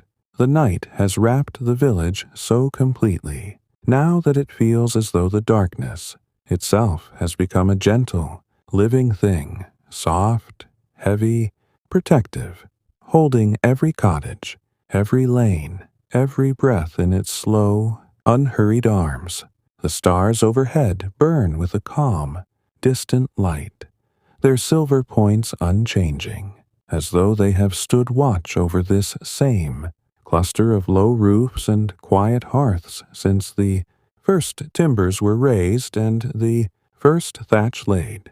The dew on the roofs has settled into a fine, even sheen. No droplet falls. No breeze stirs to disturb it. The apple trees in the orchards remain perfectly still, branches dark against the sky, leaves holding their moisture like quiet secrets. The stream's murmur has faded until it is scarcely more than a feeling, a soft, endless pulse that lives now only in the deepest part of listening, blending seamlessly with the slow rhythm of sleep. Inside the cottages, the warmth has become something beyond measure or motion. The hearths lie silent and still beneath their ash blankets. No trace of ember, no whisper of heat rising visibly. Yet the stored warmth continues its patient diffusion, seeping into every stone of the hearth, every beam overhead, every rush on the floor, every fold of blanket, until the air itself feels thick with quiet comfort. The rooms are cocooned in layers of scent and memory so subtle they are almost part of the breathing. The faint, sweet oak smoke that has become one with the wood itself. The clean, grassy breath of straw pressed flat by time. The soft lanolin rising from wool warmed slowly through the long hours.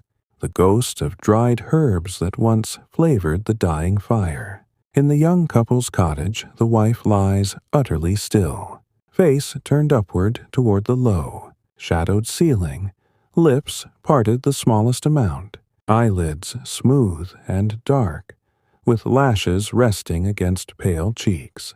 Her husband remains pressed close behind her, chest to her back, arm draped across her waist, hand open and relaxed against the blanket.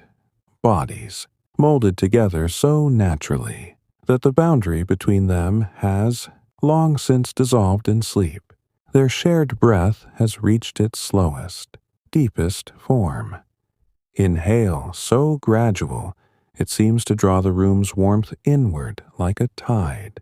Pause so long it feels eternal. Exhale drifting out without sound or effort until the lungs rest completely before the next unhurried cycle begins. The blanket lies smooth across them, rising once, holding, falling once, in rhythm so faint it is almost imperceptible. The cloak hangs forgotten on its peg. The tools rest in their places. The room simply holds them both in the same gentle, unchanging quiet. In the grandmother's home, the little granddaughter sleeps in total openness. Small limbs, stretched wide, chest lifting in the tiniest, most delicate swells. Face turned toward the hearth as though even in sleep she seeks the familiar warmth that has always been there. The grandmother lies on her side facing the child, hand resting near enough that the heat of her palm radiates across the narrow space. Close without touching, present without demand. Her own breathing has merged with the room's deeper pulse. Each inhale slow and full, drawing the stored heat inward. Each exhale soft and measureless, releasing it again into the stillness. The rushes beneath the pallets have become part of the floor itself. The carved crucifix above has vanished entirely into shadow. The low beams seem to lower themselves protectively, oak, dark and solid, holding the two sleepers in perfect safety. The widower rests curled tightly now, blanket drawn so high that only the top of his head shows above the wool, silver hair catching the faintest trace of starlight that slips through the shutter crack. The cool, damp air from the open window brushes across his forehead in the gentlest possible current, clean, scented with night grass and dew. Yet it brings only comfort against the room's enveloping warmth. His breath continues its long, peaceful journey, deep filling of the chest, endless suspension, slow emptying that lets silence fill the space before the next soft inhale arrives without hurry. The clay cup beside the bed remains untouched, water dark and mirror still. The boots wait below, leather warmed and softened by the floor's quiet heat. Outside, the village has become one unbroken form beneath the stars. Cottages blending into lanes, lanes fading into meadows, meadows rising toward distant hills, all held in the same soft darkness. The well stands motionless, rope silvered with dew that clings without falling. The orchard trees guard their silence. No creature moves, no wing beats, no paw touches the damp grass. Everything has surrendered completely to the night's gentle authority. The tithe barn looms broad and quiet, its thatch glistening faintly under starlight. Inside, the oxen doze without stirring, massive bodies rising and falling in slow, heavy cycles, breath warm and steady against the cool air. The apples continue their silent ripening on straw beds, skin softening by degrees, too small to notice, sweetness gathering in the dark. The barn cat lies stretched along its beam, completely limp, paws tucked beneath chest, breathing so shallow it is scarcely there. In the church, the darkness is absolute and kind. No light remains anywhere. The glass chimney stands cold. The Virgin rests in her carved stillness. Hands folded gently, gaze downward in timeless calm. Robe falling in simple, unchanging lines. The stone flags hold the last faint memory of warmth deep within their grain. The air carries only the scent of old, wax long gone and stone that has known only quiet through centuries. Sleep across the village has become something deeper than absence of waking. It is complete presence in stillness. No dream flickers, no limb shifts. Bodies lie heavy, warm, surrendered beneath blankets that have shaped themselves perfectly to every contour. Hearts beat in their slowest, most restful time, each pulse stretching far into silence, each silence stretching far into peace. The hearths keep their hidden warmth like a vow spoken in darkness. Steady, faithful, eternal. The thatch roofs shine softly, every straw heavy with dew, every droplet holding its place. The stream has become only a feeling, a soft, endless rhythm that lives now in the breath, in the quiet, in the warmth itself. Let every remaining thought dissolve without trace. Let every breath stretch until it scarcely seems to exist. Let the darkness and the warmth hold you closer, deeper, safer, drifting further into the same gentle, measureless, perfect rest that cradles this timeless place through the long, peaceful night. The night has deepened into its most perfect, most enveloping quiet now, when the darkness feels less like absence and more like a gentle, living blanket drawn slowly across the entire world. The stars remain fixed in their high, clear places, small, steady points of silver that have watched these same low cottages, these same thatched roofs heavy with dew, through every long winter night for generations beyond counting. No breath of air moves across the lanes. The dew clings motionless to every straw, to every leaf in the orchards, to the well rope hanging limp and silvered. The apple trees stand utterly still, branches dark and heavy, holding their silence as carefully as they hold their promise of fruit yet to come. The stream has become nothing more than the softest possible feeling, a distant, endless pulse so faint it lives now only in the body, in the slow rhythm of breath, in the quiet itself. Inside every cottage the warmth has reached its most complete and silent state. The hearths lie buried beneath their thick ash blankets. No flicker, no trace of color, no sound at all. Yet the deep-stored heat continues its patient, invisible work, radiating outward in waves, so slow and so gentle they seem to match the very tempo of sleeping hearts. The stones of the hearth have absorbed this warmth for so many seasons that they feel like living things, smooth, dark, kind, holding the fire's memory without need of flame. The air in each room hangs thick and calm, filled with layers of scent that have become a part of the walls themselves. The faint, sweet oak smoke woven into every timber, the clean, grassy breath of rushes pressed flat and still, the soft lanolin rising from wool blankets warmed by bodies through the long hours, the distant whisper of dried herbs long crumbled into ash. In the young couple's home, the wife lies, completely open to sleep, face turned slightly upward, lips parted the barest amount, arms relaxed along her sides with palms facing the low ceiling, as though receiving the room's quiet gift.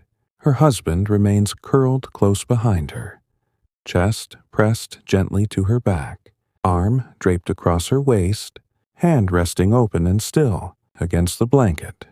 Bodies, fitted so naturally that they seem one, continuous shape beneath the wool. Their shared breathing has slowed, until each cycle feels like an entire season. Inhale, drawing the warmth, inward in the slowest possible tide. Pause, stretching into endless calm. Exhale, drifting out without effort or sound until silence fills the space, completely before the next gentle filling begins.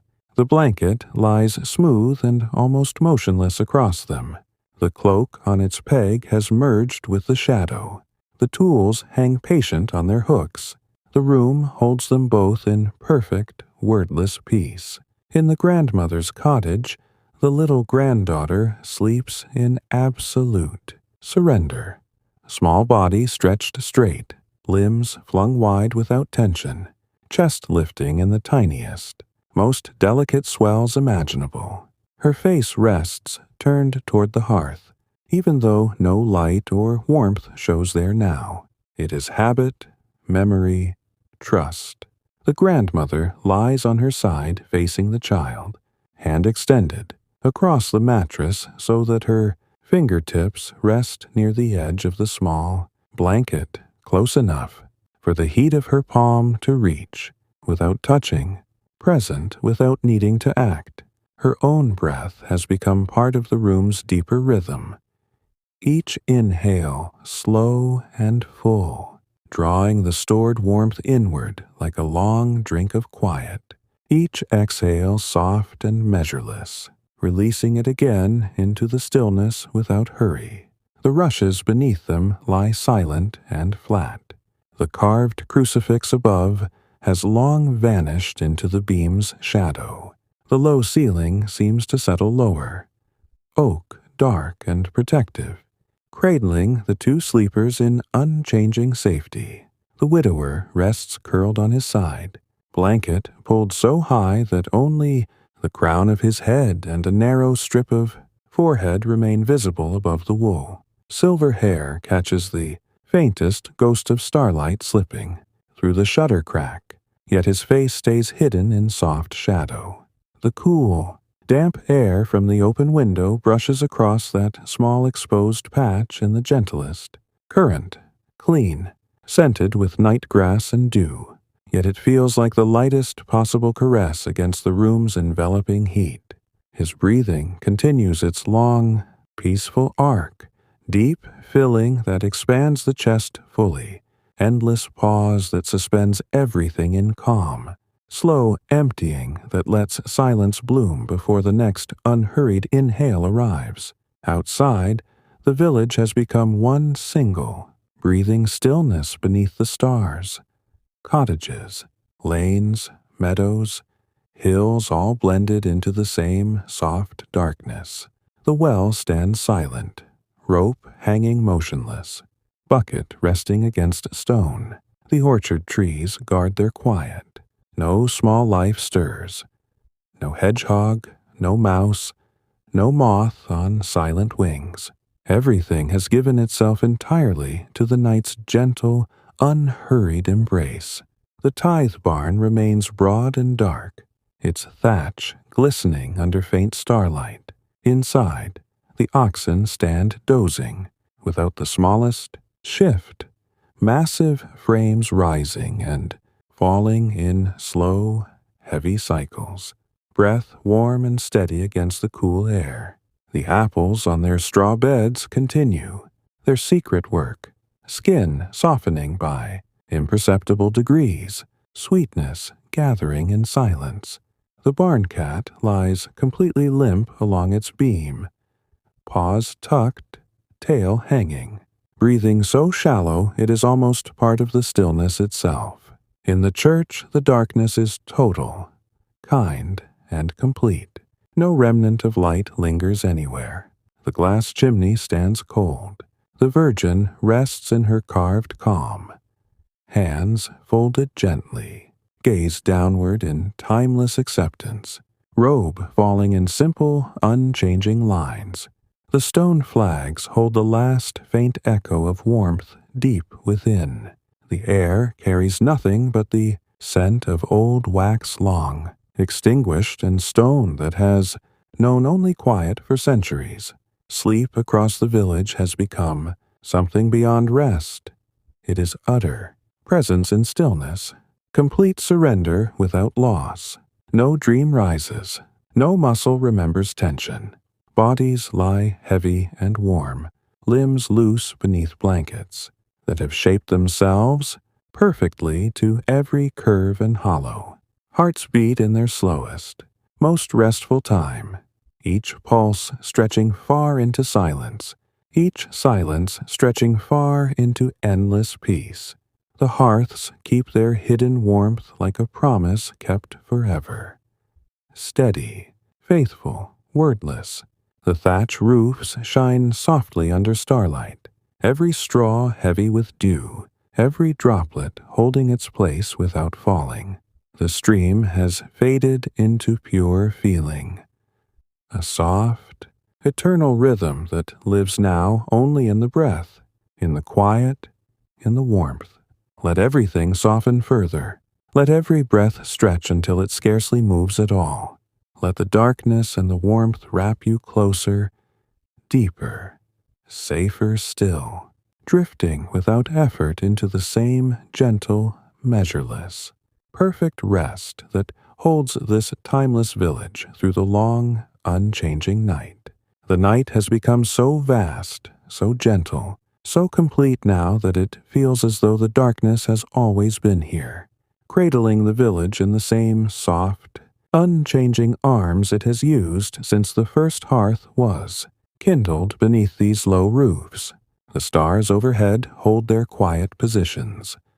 Tiny, steady lanterns hung far above, their silver light falling without hurry across the dew-heavy thatch, touching every straw with the faintest possible gleam. No droplet falls from the eaves, no leaf trembles on the orchard branches. The apple trees stand motionless, dark shapes against the deeper dark, holding their silence as perfectly as they hold their promise of seasons yet to come. The stream's voice has dissolved entirely into feeling, a soft, eternal rhythm that no longer needs ears to be known, living now only in the slow rise and fall of every sleeping chest. Inside the cottages, the warmth exists without beginning or end. The hearths lie buried deep beneath their ash blankets. No ember dares show itself. No whisper of heat rises to disturb the stillness. Yet the stored fire continues its patient, invisible journey outward, warming the stones until they seem to breathe with the same slow tempo as the sleepers above them, warming the beams until the oak itself feels alive with quiet memory, warming the air until every breath drawn in sleep carries a little more comfort inward. The rooms are wrapped in layers so subtle they have become part of the very structure. The faint, sweet smoke that has seasoned every timber for lifetimes, the clean, grassy breath of rushes long pressed flat, the soft lanolin rising from wool that has held body heat through countless similar nights, the ghost of dried thyme and onion that once simmered in the pot now resting, cold on its hook. In the young couple's cottage, the wife lies in utter stillness, face tilted slightly toward the invisible hearth, lips parted the smallest fraction, arms loose at her sides with palms open as though the quiet itself were resting in her hands. Her husband remains pressed close, chest to her back, arm draped gently across her waist, hand open and relaxed against the blanket. Two bodies shaped so perfectly together that the blanket covers them as one unbroken surface. Their shared breath has slowed beyond counting. Inhale, so gradual it seems to pull the room's warmth inward like the gentlest tide. Pause, stretching into a silence so deep it feels like forever. Exhale, drifting out without the smallest sound until the lungs rest. Empty in perfect calm before the next unhurried cycle begins. The blanket barely moves. The cloak on its peg has become shadow. The tools wait without need. The room simply holds them in the same endless, wordless peace. In the grandmother's home, the little granddaughter sleeps completely open, small, limbs flung wide, without a trace of tension, chest rising in the tiniest, most fragile swells, face turned toward the hearth as though, even in the deepest sleep, she remembers the glow that was there earlier. The grandmother lies facing her, hand resting near enough. that the warmth of her palm reaches, across the narrow space without touching, a quiet presence that needs no movement to reassure. Her own breathing has merged entirely with the room's deepest rhythm, each inhale drawing the stored heat inward in slow, full measure, each exhale releasing it again into the stillness without hurry or effort. The rushes lie silent beneath the pallets. The carved crucifix above has long since blended into the beam's shadow. The low ceiling seems to settle closer, oak, dark and kind, holding the two sleepers in unchanging safety. The widower rests curled on his side, blanket drawn so high that only the top of his silver hair shows above the wool, catching the faintest ghost of starlight from the shutter crack. The cool, damp air brushes across that small patch of forehead in the softest current. Clean, scented with night grass and dew, yet it feels like the lightest touch of comfort against the room's deep, enveloping warmth. His breath continues its long, peaceful arc, deep filling that expands the chest without haste, endless pause that suspends everything in calm, slow emptying that lets silence fill every corner before the next gentle inhale arrives. Outside the cottages, the village has become one single, breathing form beneath the stars.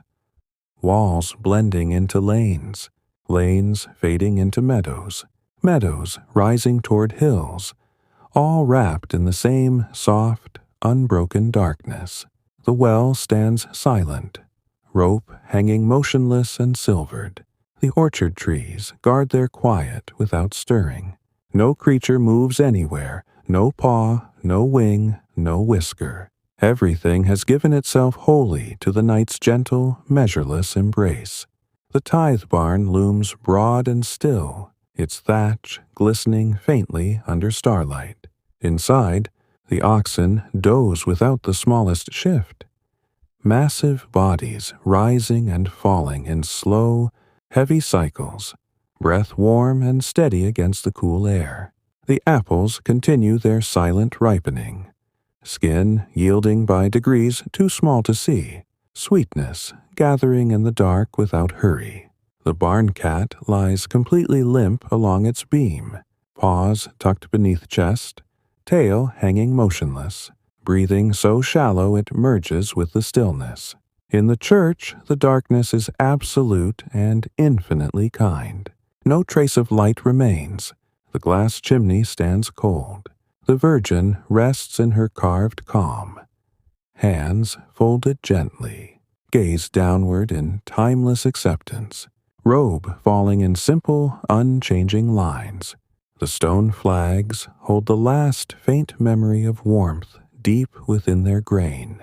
The air carries only the scent of old, wax long gone and stone, that has known only quiet forever. Sleep across the village has become something beyond description, utter, presence without thought, complete surrender without fear.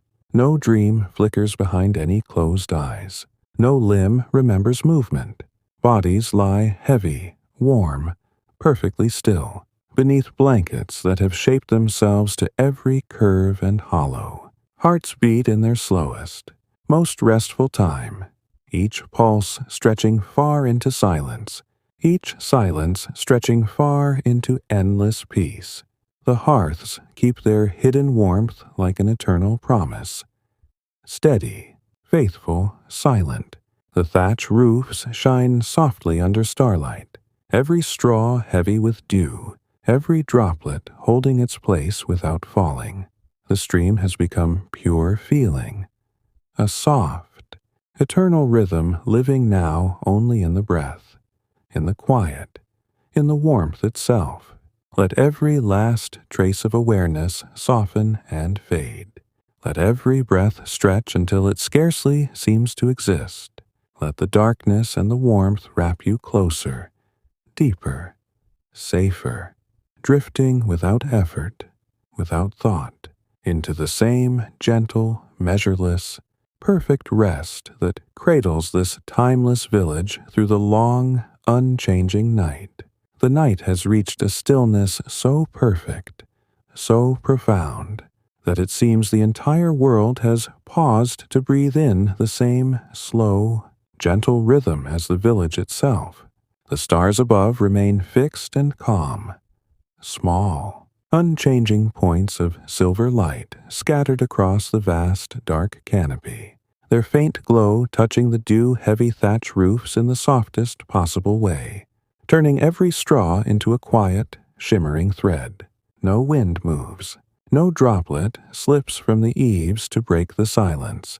The apple trees in the orchards stand as dark, motionless shapes, branches heavy with the weight of their own quiet, leaves holding the night's moisture without the smallest tremor.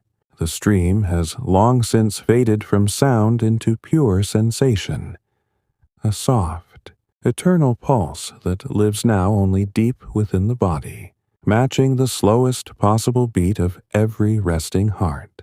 Inside the cottages, the warmth has become something timeless and complete. The hearths lie utterly silent beneath their thick blankets of ash. No ember dares show even the faintest color. No trace of heat rises visibly.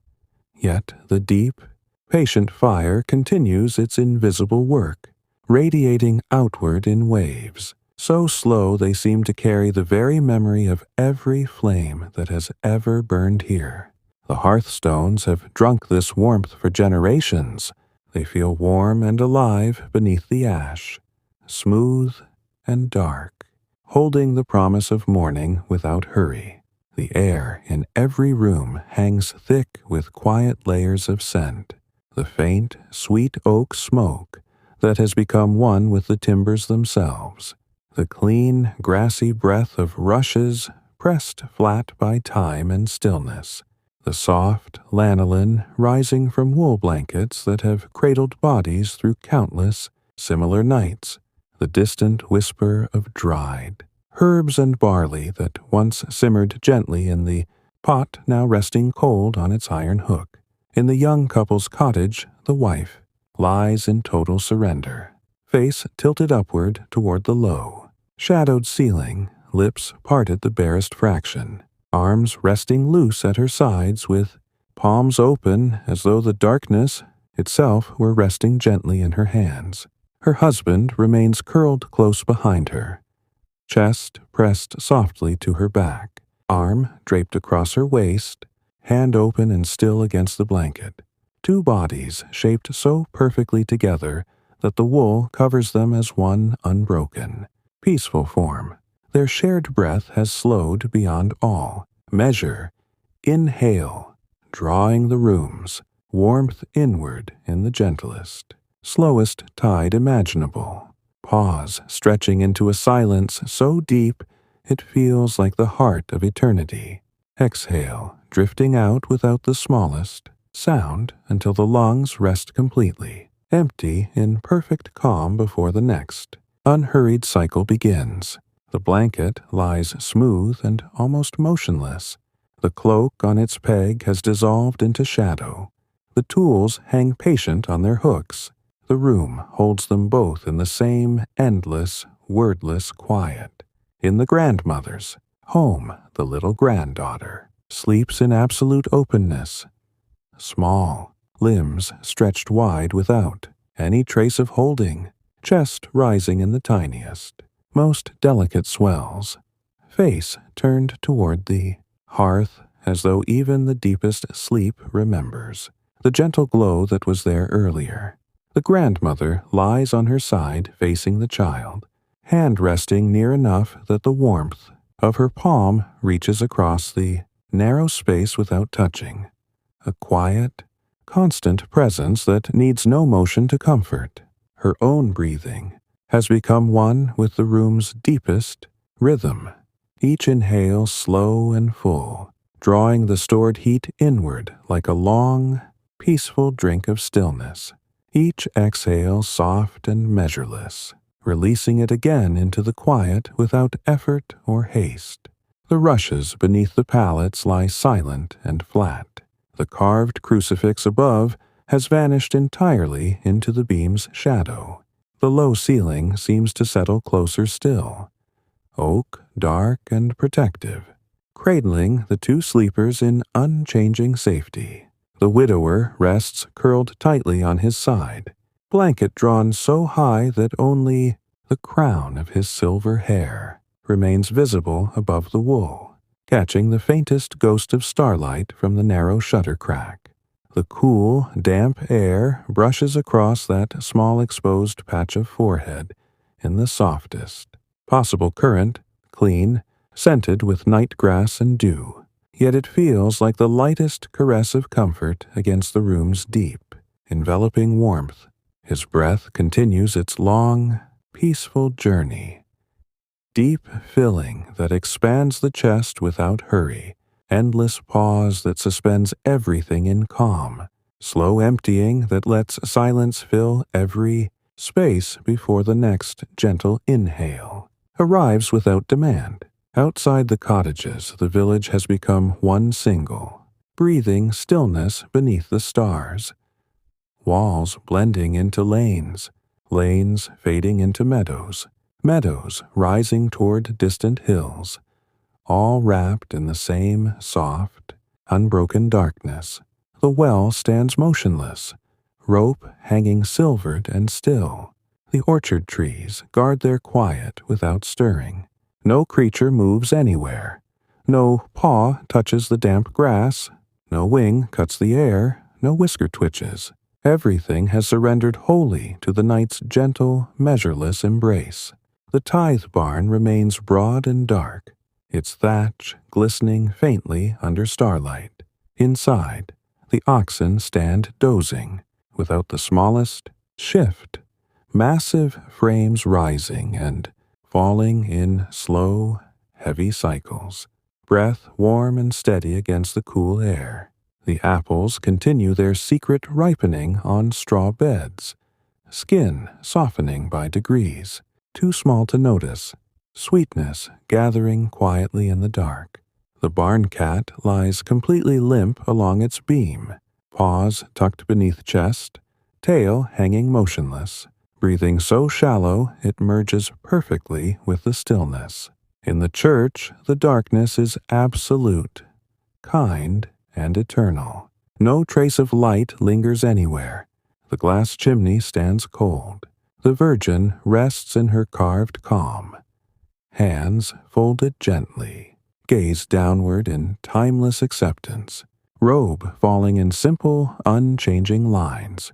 The stone flags hold the last faint memory of warmth deep within their grain. The air carries only the scent of old, wax long extinguished, and stone that has known only quiet through centuries without end. Sleep across the village has become something beyond all words, utter, presence in perfect stillness, complete surrender without any loss. No dream rises to disturb the surface. No limb remembers the need for movement. Bodies lie heavy, warm, perfectly still, beneath blankets that have molded themselves to every curve and hollow. Hearts beat in their slowest, most restful time, each pulse stretching far into silence, each silence stretching far into endless peace. The hearths keep their hidden warmth like an eternal vow, steady, faithful, silent. The thatch roofs shine softly under starlight, every straw heavy with dew, every droplet holding its place without falling. The stream has become pure feeling, a soft, eternal rhythm living now only in the breath, in the quiet, in the warmth itself. Let every last fragment of thought melt away. Let every breath stretch longer and longer until it scarcely seems to move at all. Let the darkness and the warmth wrap you closer, deeper, safer still, drifting gently, effortlessly, into the same profound, measureless, perfect rest that holds this timeless village through the long, unchanging night. The night has become everything now, soft, endless, complete, holding the village so gently that no boundary remains between the darkness outside and the warmth within, between the slow breath of one sleeper and the deeper stillness of the next. The stars above have not moved. Their silver light falls without hurry across the thatch roofs, touching every dew-laden straw with the same faint, unchanging gleam they have offered for centuries. No sound exists anywhere. No drip from the eaves, no rustle in the orchard, no murmur from the stream. That has long since become only the quietest feeling deep inside every resting body. The apple trees stand motionless, branches dark and heavy with silence, leaves holding their moisture as though time itself has asked them to wait without end. The lanes, the wells, the garden walls, all have blended into one single, peaceful shape beneath the vast, kind dark. Inside the cottages, the hearths have entered a silence beyond silence.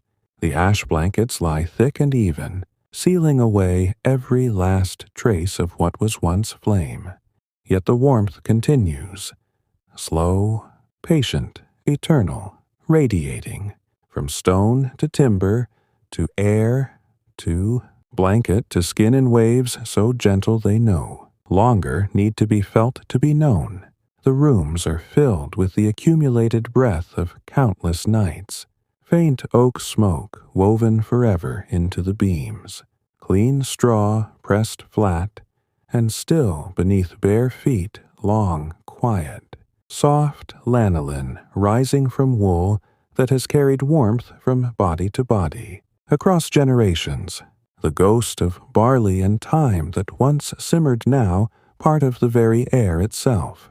Everything simply is, held, cradled, complete. In the young couple's cottage, the two bodies lie as one beneath the blanket, her back to his chest, his arm across her waist, hand open and still, breathing, merged so perfectly that the rise and fall has become the slowest possible whisper of movement, almost no movement at all. Inhale. Long, long stillness. Exhale. Longer stillness still, until the pause between breaths feels like the true home of rest. The blanket lies smooth, unmoving. The room holds them without need of words or light. In the grandmother's home, the little granddaughter lies open and small, limbs relaxed, chest lifting in the faintest possible swells, face turned toward the hearth that needs no fire now to comfort. The grandmother rests facing her, hand near, warmth near, presence near. Breathing, so slow that each cycle seems to stretch across the quiet room and beyond. The rushes lie silent. The beams overhead rest dark and low. Everything settles deeper together. The widower curls beneath his blanket, silver hair barely visible, the cool air from the shutter, brushing the smallest patch of skin with the gentlest touch, yet the warmth inside holds stronger, deeper, wrapping him completely. His breath drifts slower still, filling, pausing forever, emptying into silence, pausing longer, until even the idea of counting fades away. Outside, the village is no longer separate houses or lanes or meadows. It is one single, breathing quiet beneath the stars. The tithe barn stands broad and still, oxen dozing, apples ripening without hurry, cat curled in perfect repose. The church rests in total dark, the Virgin calm and unchanging, stone holding memory without need to speak.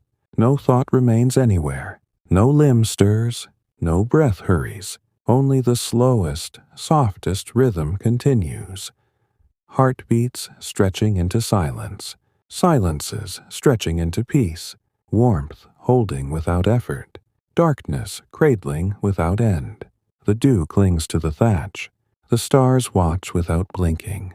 The night simply continues, softer, deeper, quieter, drifting, resting, still